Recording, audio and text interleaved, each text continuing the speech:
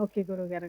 మరి ఒక్కొక్కసారి మనం దేవాలయం వైపు బయట నుంచి వెళ్తూ అక్కడే మొక్కి వెళ్ళిపోతూ ఉంటారు కొంతమంది బయట నుంచి దండం పెట్టుకొని.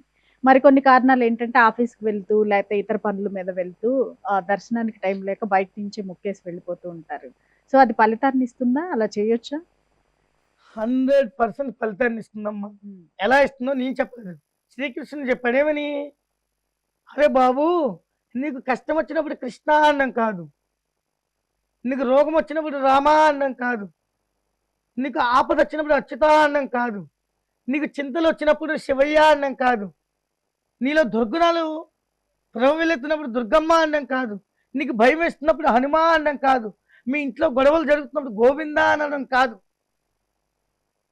నిరంతరము ఎవరైతే నన్ను స్మరిస్తారో, నిరంతరము ఎవరైతే నన్ను స్మరిస్తారో వారి యందలే నేనుంటాను." చాలా క్లారిటీగా చెప్పాడు కృష్ణుడు. అంతేగాని కష్టం వచ్చినప్పుడు కృష్ణ అంటే ఎలా ఉందంటే ఏదో మనకు అవసరమైతే పక్కింటి ఆవిడని పిలిచినట్టుంది.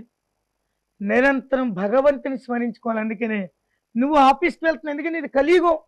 కలియుగంలో మనిషి బిజీ లైఫ్ అయిపోయింది. కలియుగంలో మనిషి యొక్క లైఫ్ స్టైల్ బిజీ షెడ్యూల్ అయిపోయింది.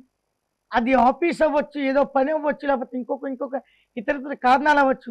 నువ్వు బస్సులో వెళ్ళినా, వాహనం మీద వెళ్ళినా, నువ్వు దేని మీద వెళ్ళినా కూడా ఒక పద్ధతి అనేది ఉంటుంది. దేవాలయం ముందు ఆగినప్పుడు చెప్పులు తీసి కిందకి దిగి నమస్కారం చేసుకోండి. చెప్పులు తీసి కిందకి దిగి నమస్కారం చేసుకోవడానికి పూర్వం రోజుల్లో నడుచుకొని వెళ్తున్నా, ఎడ్ల బండ్ల మీద వెళ్తున్నా, ఆ దేవాలయం అంత ఆమడ దూరంలో ఉందనగానే కిందకి దిగి చెప్పులు ఆ ఎడ్ల బండి మీద పెట్టి నమస్కారం చేసుకునేవారు. అందుకే అప్పటి రోజుల్లో ధర్మం అంత బాగా ధర్మం వర్ధిల్లేది. అంత ధర్మబద్ధంగా జీవించారు కాబట్టే అప్పటి కాలం మనుషులకు తినడానికి తిండి లేకపోయినా హాయిగా, ఆనందంగా జీవించారు. సో, ఆచరణ బట్టి ఉంటది. నువ్వు ఆచరించట్లేదు కాబట్టి నువ్వు అలా అయ్యావు. కాబట్టి ఖచ్చితంగా నీకు అంత తొందర ఏమిటి నువ్వు మొక్కొద్దు. నువ్వు మొక్కొద్దు. నువ్వు ఇలా చాలామంది నేను చూస్తున్నాను. ఆ బస్సుల్లో వెళ్ళిపోతున్నప్పుడు బండి మీద ముద్దులు పెడుతున్నారు. ఇది అసల అది కానే కాదసల. అదే నీకు 2 చేతులు ఇచ్చాడులే నమస్కారం చేతులు లేనోడు అలా పెడితే ఒక అర్థం ఉంటది. చేతులుండి నమస్కారం చేయలేవా? నువ్వు బండి మీద వెళ్తున్నావు ఒక్క క్షణం దిగితే ఏమైపోయిందిరా? ఈ జగత్‌ని పరిపాలన చేయడం ఆ జగన్నాథుడికి ఒక్క క్షణము 5 సెకండ్లు, 10 సెకండ్లు సమయం ఇవ్వలేవా? ఇవ్వలేని వాడు నువ్వెట్లా హిందువవుతావు? నువ్వెట్లా భక్తుడివవుతావు? ఆలోచించు. కాబట్టి అట్లా చేయడం ద్వారా ఫలితాలు ఉండవు.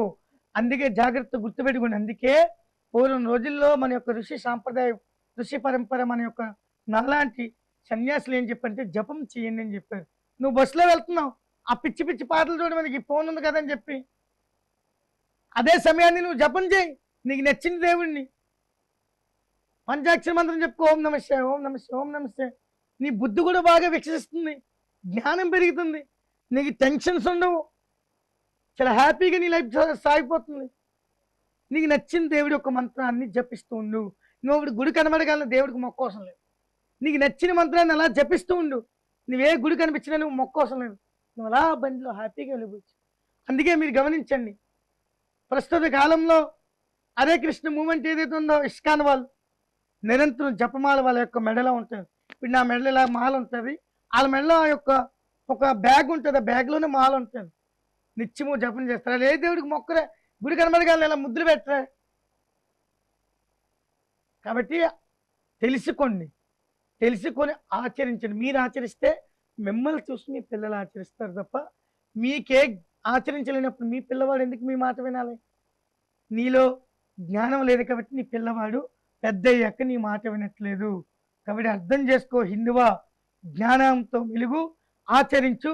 నీ తదనంతరం నువ్వు పిల్లవాడికి నువ్వేం చెప్పకపోయినా నిన్ను చూసి ఆచరిస్తాడు. కాబట్టి ఆ విధంగా ముద్దులు పెట్టకండి. ఇది మన యొక్క సంస్కృతి సాంప్రదాయాల్లో ఆచారం కాదు. అసలు అది లేనిది.